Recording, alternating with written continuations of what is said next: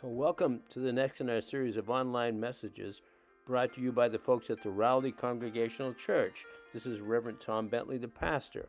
We hope these messages can help you in your time of struggle and this journey we're all in together. If you'd like to know more about the work and ministry of the Rowley Congregational Church, there'll be some information at the end of this video. So peace and best wishes in this journey. Thank you.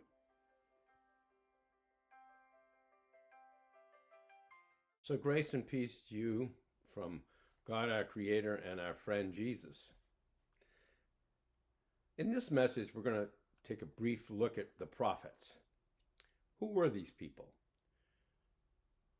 They appear to us in the time of the kings of the Old Testament writings. We encounter them the book of Deuteronomy, when Moses, realizing the people easily get lost, they need the guidance of the prophets. So he says, God will send a prophet like me to you, and you need to listen to the prophet. Some of the prophets were named Isaiah. There was actually a number of Isaiahs under the same name. Jeremiah, Hosea, Micah, Amos. These people spoke to the time they were in. It was in the period of the kings that ruled Israel. We need to remember that Saul was the first king of Israel, and there was always a problem after that because God, Yahweh God, was supposed to be king, and there was great tension. And the secular king, the earthly king, would usually be out of sync with the intent of God. So the prophets spoke for God. They were the instrument God used to communicate.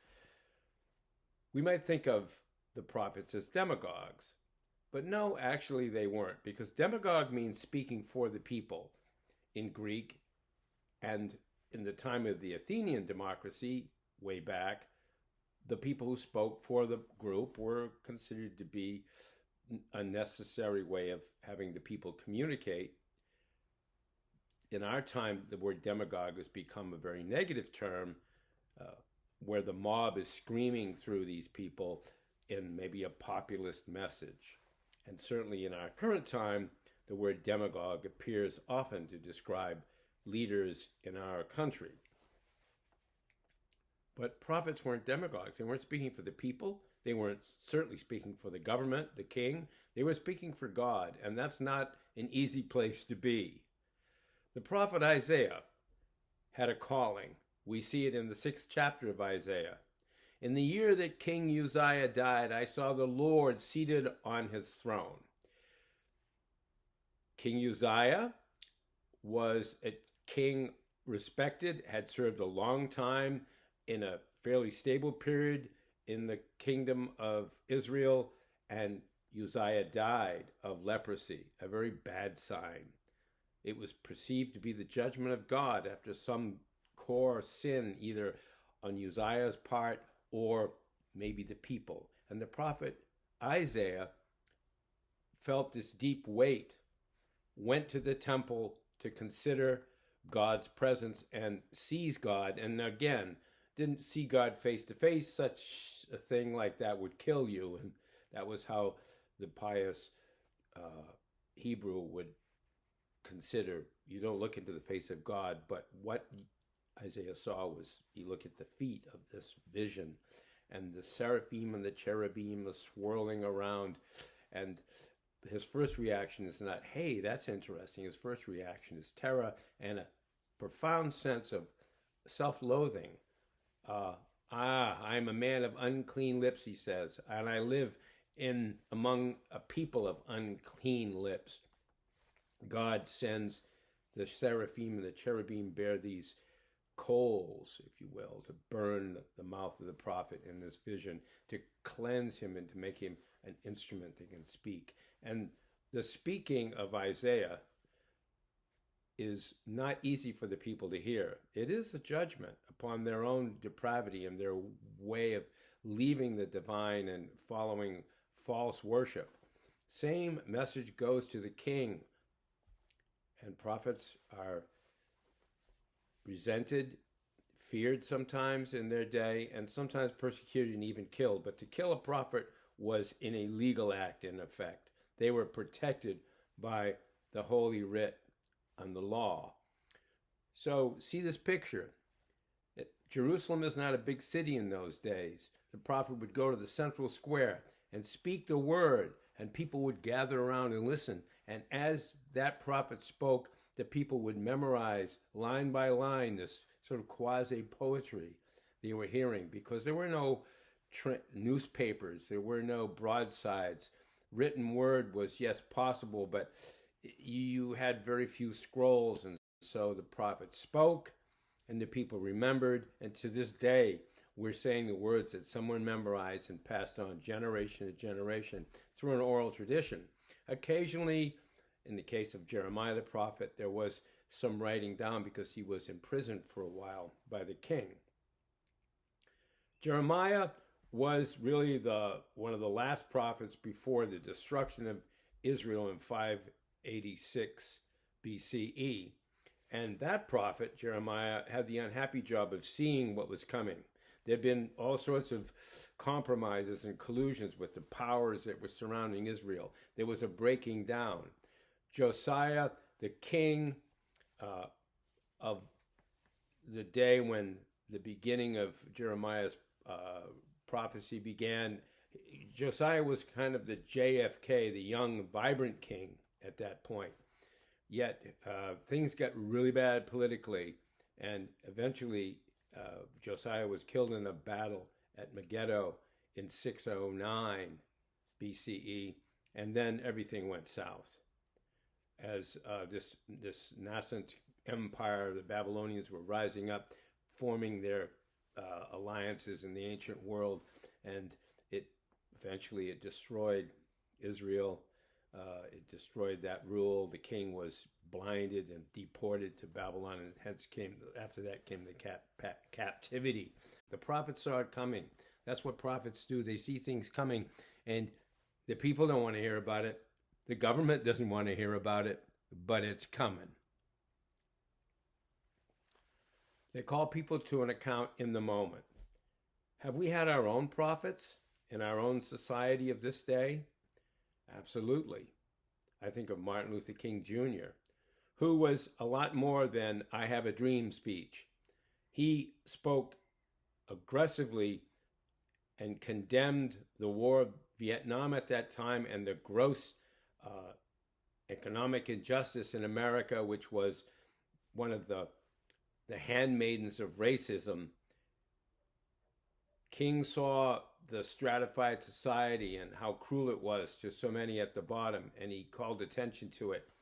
And following that, he was assassinated and even condemned by some of the people in the more moderate government at the time. The Kennedys were afraid of him. His message of civil rights was clearly something that could destabilize the whole political balance of the South and its Dixiecrats and the North and the liberals. And that's what happened. That's what prophets do. They knock the furniture over and people take a tumble. And then we sort of help ourselves up and we realize that for a moment, somehow, the message of the divine's been in our midst, judging us, yes, encouraging us, and inviting us to transformation and truth. And so it is today. Who are the prophets today? Who are they? And who are the demagogues? We're called to sort that out.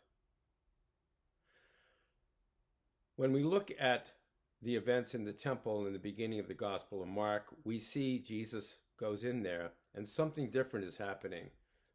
They know they're in the presence of somebody who has that prophetic aura. But this person, Jesus, speaks with an authority which is unique. And he also does something which is critical in the gospel, which he continues to do through all the gospel record of his activities in life. There's someone there who is possessed, who is, we would say, mentally ill today. And while he's instructing and speaking with authority, he happens to just do an immediate exorcism. He casts out the evil demons, exposes them, and defeats them. That's the work of the prophet. Could it be that in our own time we need to be exorcised of demons? Could it be in our own time that we've mistaken the demagoguery and the lying, screaming words from mobs as some sort of divine message? Could it be? And could it be that in our midst are prophets today speaking to us, not because they want to, not because they have a new idea, but because they feel like the prophets of old, compelled to do nothing else? I suggest the answer is yes. In the year that America almost died, we're invited to see God seated on the throne. And we're not to say, oh, what a wonderful opportunity. I think we're asked to join with the prophet Isaiah and realize we are people of unclean lips, with unclean hearts, and terrible motivations, a penchant for cruelty, denial, and lies. Yes, we are, all of us in some way. Some, it seems, in greater measure, but that's not what God asks. God says, no, here's the power of the Spirit that can cleanse your heart, purify your soul, and make you an instrument of grace, not to be cruel, not to speak lies, not to have false notions of false gods, but to speak and be with and speak for, indeed, the one who loves us. Now, all of us really can't be prophets. We've already had our prophet of prophets, and that's Jesus. And he invites us to hear his presence with hearing that recognizes his unique authority in the conversation, and also a unique power of grace that can purge us of our demons. That's what we need now. May we walk with the prophets of the past and respect them, but can we hear the prophets of our own day? Discernment is what we need to know who is speaking for God. I leave that question with you, and the warning is, be careful of the false prophets. Through Jesus, amen. So thank you for spending time with us. If you'd like to know more about the ministry of the First Congregational Church of Rowley, you can go online at firstchurchrowley.org. If you'd like to send a gift to help with that ministry, you can do so by going online or sending that to 175 Main Street, P.O. Box 364, Rowley, Massachusetts, 01969. And of course, we'd always like to hear from you. Call us anytime at 978-948-3993. And now, peace and best wishes in your journey. Goodbye.